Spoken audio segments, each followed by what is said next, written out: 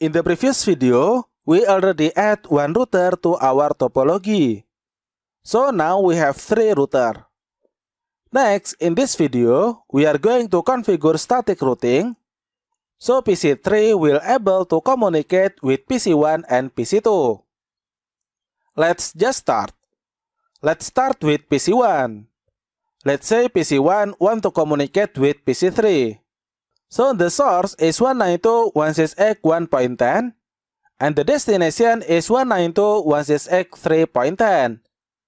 So PC1 will ask router 1, "Hey router 1, do you know where is 192.168.3.10? Then router 1 will check it in the routing table. And here we can see that router 1 don't know about 192.168.3.10 yet. So PC1 cannot communicate with PC3. Next, let's try from PC2. Let's say PC2 want to communicate with PC3. So the source is 192.168.2.10 and the destination is 192.168.3.10. PC2 will ask router 2, "Hey router 2, do you know where is 192.168.3.10? Then router 2 will check the routing table. And here we can see that router 2 don't know about 192.168.3.10 yet. So PC2 also cannot communicate with PC3. The summary is PC1 and PC2 cannot communicate with PC3 yet. So we need to configure static routing. Let's start from router 1. If we see in the topology, we have total 5 network, which is 192.168.1.0/24, 10.10.10.0/24, 10.20.20.0/24, 192.168.2.0/24, and 192.168.3.0/24. So here we have 1, 2, 3, 4, 5.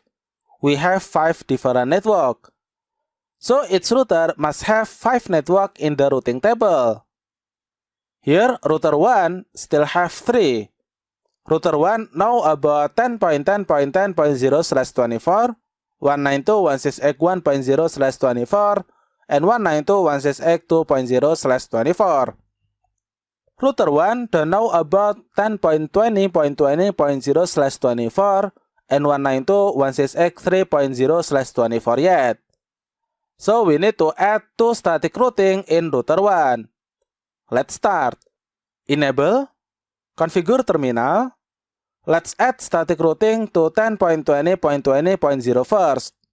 So IP route 10.20.20.0 to 55.255.255.0. The next hop will be router 2, which is 10.10.10.2. Next, let's add static routing to 192.168.3.0/24.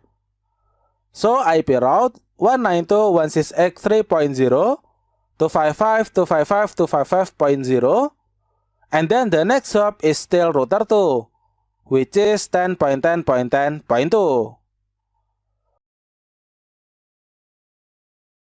Okay, now we have done in router 1. Let's write it. Actually, this is optional, but for learning, I think this is important to write the routing table here.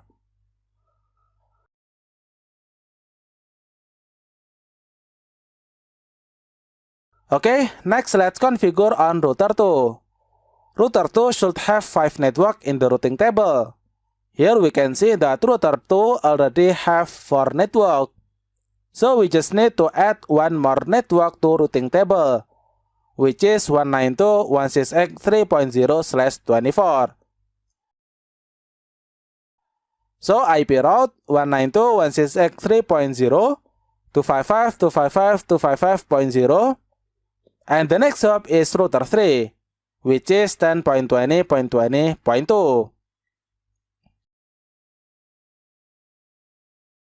Let's verify it. Do show IP route. Okay, here we can see that now router 2 know about 192.168.3.0/24, The next hop is 10.20.20.2. Let's also write the routing table here. Once again, this is optional.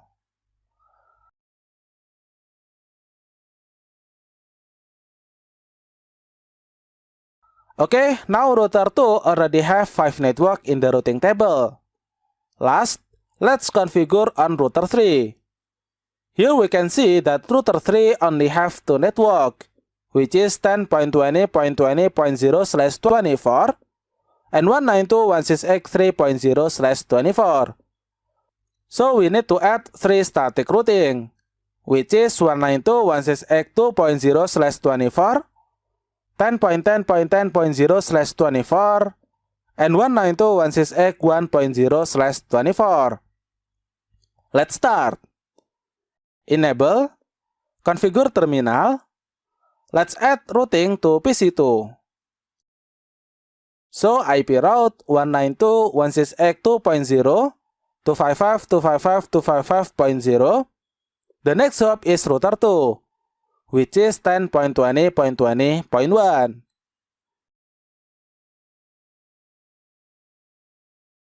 Next, let's add static routing to 10.10.10.0/24.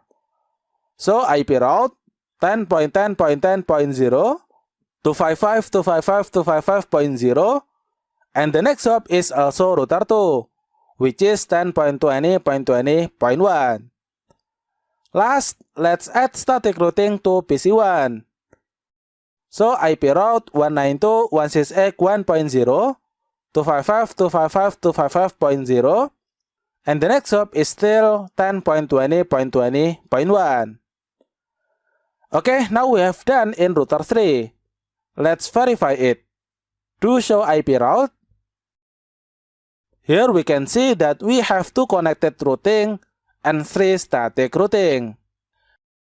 Now we have done configuring static routing on all router.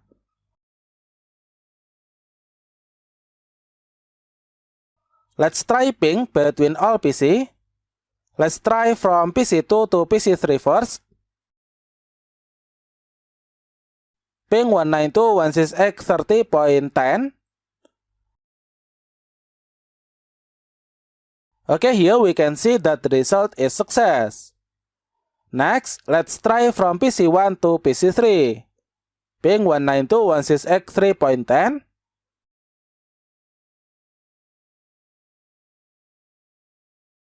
Okay, here the result is also success. Okay, I hope you understand about static routing. I think enough for this video. In the next video, we are going to learn about dynamic routing. Thank you for watching and see you on the next video.